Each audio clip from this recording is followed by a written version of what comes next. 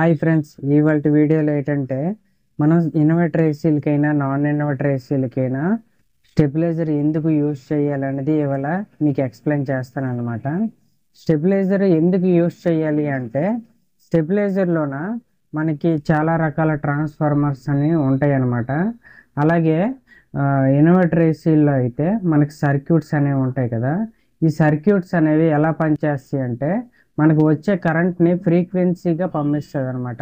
Buffer అనేది ఇంట్లోనే ఎలా కరెంట్ ఉందో అలాగే మనకి ఏసీలోకి వచ్చేసరికి ఫ్రీక్వెన్సీగా కరెంట్ పంపించడం వల్ల ఏమవుతుందంటే దానివల్ల సర్క్యూట్స్ ప్రాబ్లం రావడం, లేకపోతే లో వోల్టేజ్ రావడం గట్రా జరుగుతుంది కదా. ఇలా జరగకుండా ఉండడానికి మనం స్టెబిలైజర్ అనేది యూజ్ చేయాలన్నమాట మస్ట్ అండ్ షుడ్గా. స్టెబిలైజర్ ఎందుకు యూజ్ చేయాలి? ఇన్వర్టర్లోన స్టెబిలైజర్ ఇన్బుల్ట్ స్టెబిలైజర్ ఉంటుంది కదా అనేసి మీరు అడగచ్చు. కానీ కరెక్టేనే, ఇన్బుల్ట్ స్టెబిలైజర్ అనేది మనకి జనరల్గా ట్రాన్స్ఫార్మర్స్ గట్రా అందులో ఇవ్వరన్నమాట. మామూలుగా చిన్న చిన్న ట్రాన్స్ఫార్మర్స్ అనేవి ఇస్తారు కదా. ఒక ఎగ్జాంపుల్ మీకు ఒకటి ఎక్స్ప్లెయిన్ చేస్తాను. మనకి ఫ్యాక్టరీలో తయారైన పవర్ అనేది డైరెక్ట్గా ఇంటికి అనేది రాదు కదా. మనకి పెద్ద పెద్ద ట్రాన్స్ఫార్మర్ దగ్గర నుంచి మనకి ఇంటి దగ్గరికి వస్తుంది కదా. అలాగే ఎన్ని ట్రాన్స్ఫార్మర్లు మారినప్పటికీ మన ఇంటి దగ్గర రావడానికి ఎంత బూస్టింగ్ అనేది కరెంట్ అనేది ఇస్తుంది ట్రాన్స్ఫార్మర్ అనేది. మీకు మన ఈదిలో ఉండే ట్రాన్స్ఫార్మర్స్ మన ఏరియా మొత్తానికి ఒక ట్రాన్స్ఫార్మర్స్ అనేవి ఉంటాయి కదా. ఇందువల్ల ఏమవుతుందంటే మనకి కరెంట్ ఇంటికి వచ్చేసరికి బూస్టింగ్ అనేది కరెంట్ అనేది వస్తుంది కదా.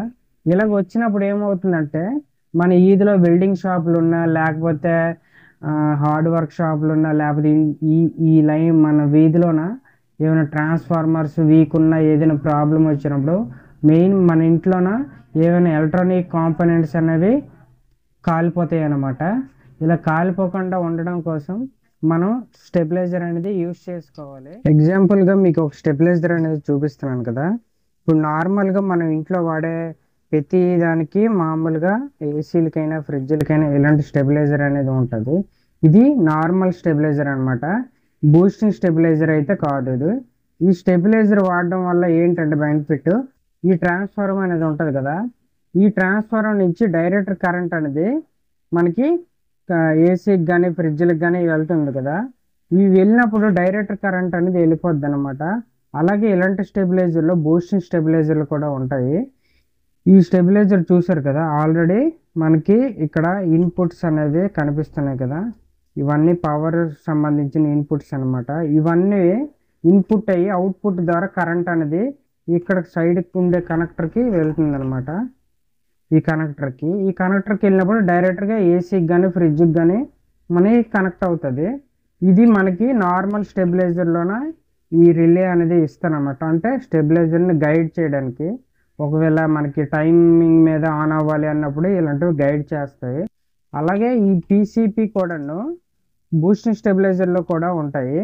ఈ స్టెబిలైజర్లు ఏం చేస్తాయంటే ఇలాంటి పీసీపీలోన పవర్ని ఎంత పంపించాలనేది గైడ్ చేయడానికి సపరేట్గా ఒక సర్క్యూట్ లాంటిది ఇలాంటిది ఉంటుంది అనమాట. సపోజ్ బూస్టింగ్ స్టెబిలైజర్కి అయితే ఇలాగ ఇప్పుడు వచ్చిన 1 2 3 4 వైర్లు ఉన్నాయి కదా.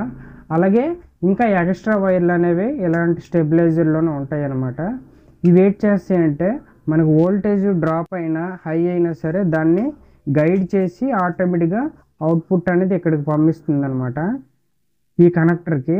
అలాగే బూస్టింగ్ స్టెబిలైజర్లోన ఈ ఆప్షన్ అనేది ఉంటుంది. మన ఇంటి వద్ద ఉండే మన ఇంటి లైన్లో ఉండే ట్రాన్స్ఫార్మర్స్ గట్రా అలానే మనకి స్టెప్ అప్ చేసి ఇలాంటి ట్రాన్స్ఫార్మర్లే అవి హెవీగా ఉంటాయి కాబట్టి ఆ ట్రాన్స్ఫార్మర్ మీద ఈ పవర్ అనేది పంపిస్తుంది అనమాట. చూస్తున్నారు కదా, ఈ స్టెబిలైజర్ అనేది నార్మల్ స్టెబిలైజర్. బూస్టింగ్ స్టెబిలైజర్ అయితే ఇంకొంచెం హెవీ ట్రాన్స్ఫార్మర్ అనేది ఉంటుంది.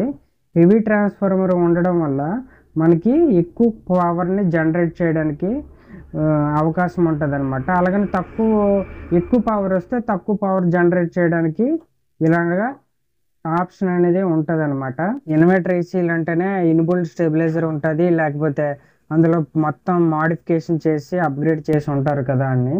కానీ కావచ్చు, కానీ ఏంటంటే ఇన్వర్టర్ స్టెబిలైజర్లు కూడా ఇలాంటి చిన్న పీసీపీ అనేది ఒక సైడ్లోన ఉంటుంది అనమాట. పీసీపీ కాదు, ఒక సర్క్యూట్లో ఇలాంటిది అనేది మాడిఫికేషన్ చేసి ఉంటారు. అది ఉండడం వల్ల ఏమవుద్దంటే దాని ద్వారా మనకి డీసీ కరెంట్ అనేది ఇన్వర్టర్ కంప్రెసర్లకి, ఇన్వర్టర్ డీసీ ఫ్యాన్ మోటార్కి గట్రా గైడ్ చేయడానికి ఉపయోగపడుతుంది అనమాట.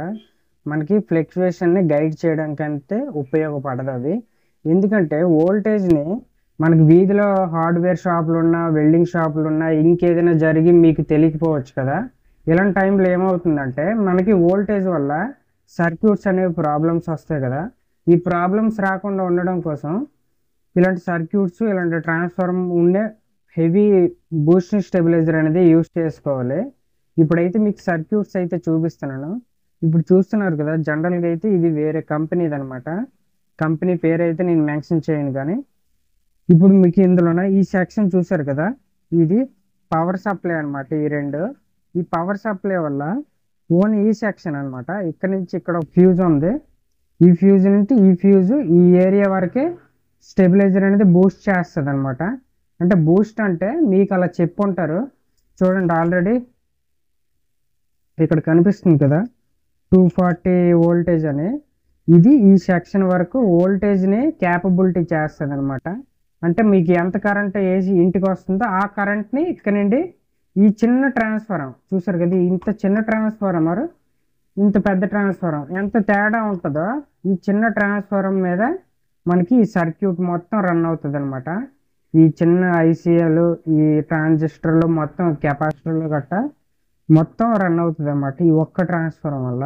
ఈ ట్రాన్స్ఫార్మరు, ఈ సర్క్యూట్ గట్ట కరెక్ట్గా ఉండాలంటే ఇలాంటి మంచి మనకు దీనికంటే మంచి బూస్టింగ్ స్టెబిలైజర్ అనేది యూస్ చేసుకోవాల్సి ఉంటుంది. మనకి ఇది నార్మల్ స్టెబిలైజర్, బూస్టింగ్ స్టెబిలైజర్ అంటే కొంచెం హెవీగా వస్తుంది కదా.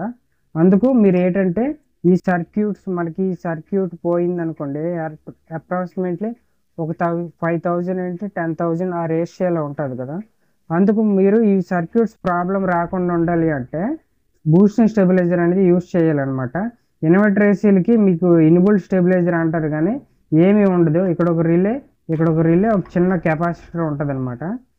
ఇవి ఏంచి కెపాసిటర్స్, డయోడ్స్. ఈ చిన్న సెక్షన్ మీదే మొత్తం పవర్ని ఇది కంట్రోల్ చేసి, అంటే ఎక్కడికి ఎంత పవర్ పంపించాలనేది ఇది గైడ్ చేస్తుంది అనమాట. ఈ పవర్ స్టెబిలైజర్ ద్వారా మొత్తం సర్క్యూట్స్ మొత్తంకి పంపిస్తుంది. మనకైతే ఇందులో బూస్టింగ్ అనేది ఇందులో కూడా ఉండదన్నమాట. మనకి ఎంత పవర్ అయితే ఇన్పుట్ అనేది వస్తుందో ఆ పవర్ని ఇటు సైడ్ ద్వారా గైడ్ చేస్తుంది అనమాట. ఓకేనా ఫ్రెండ్స్, ఈ వీడియో కనుక మీకు నచ్చితే లైక్ చేయండి, షేర్ చేయండి, సబ్స్క్రైబ్ చేసుకోవడం మాత్రం మర్చిపోకండి నా ఛానల్ని.